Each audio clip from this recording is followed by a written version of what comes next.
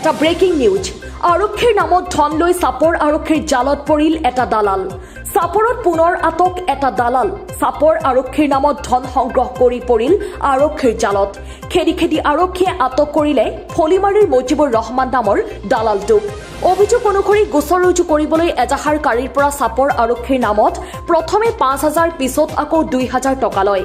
হালকুচা Muslim পাৰৰ চুৰত জামাল নামৰ এজাহাৰকাৰীৰ পৰা লৈছিল ধনখিনি।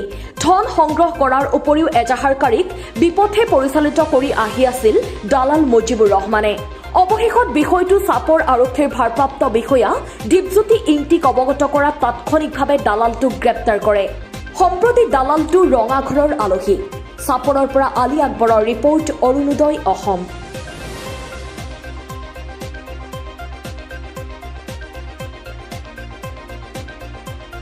কি আপোনাৰ ঘৰ কেতিয়া আটক কৰিছে তোমাক? সন্দেহমূলক কৈছে যে ওই মানুহজন আটক কেতিয়া কৰিছে তোমাক? ওই মানুহজন কৈছে যে মোর পৰা পয়সা লৈছে, এমনি কৈছে আমি পয়সা লম। কাৰ পৰা পইচা লোৱা বুলি কৈছে?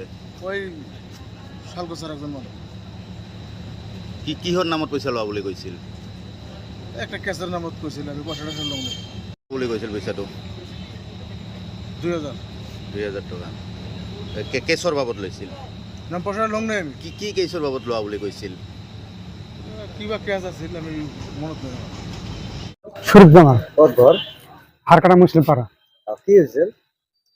মানে একটা কেস জড়াইছিলাম না, কাজ আমার একটা বেডার কয় যে স্যারের লগতে আমার খাতির কেসটা আমি দেই।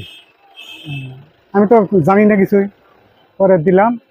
কয় কি কয় 10,000 না, গাড়ি নিয়ে যাবো আজকে আসামি ধরবো, 10,000 টাকা কম মানে না। ওই বুঝবার 10,000 টাকা কম মানে না, কারোবার বেরা 2,000 টাকা দিয়ে গেলাম। আর ধান বেচা ফের আবার তারপরে 3,000 টাকা দিয়ে 5,000 টাকা নিয়া ফোনে হোস করি যা তাহলে কাম হয়েছে। কয় হয়েছে পুলিশ গেছিল, আসামি পাইলেন কে। ফেরা আইলাম স্যারের কাছে, স্যারে করে না রেট তো দেয় নাই। করে কইলো সেকেন্ড স্যারের কথা, সেকেন্ড স্যারকে জিজ্ঞেস করলাম, সেকেন্ড স্যার করে আমার তো দেয় নাই।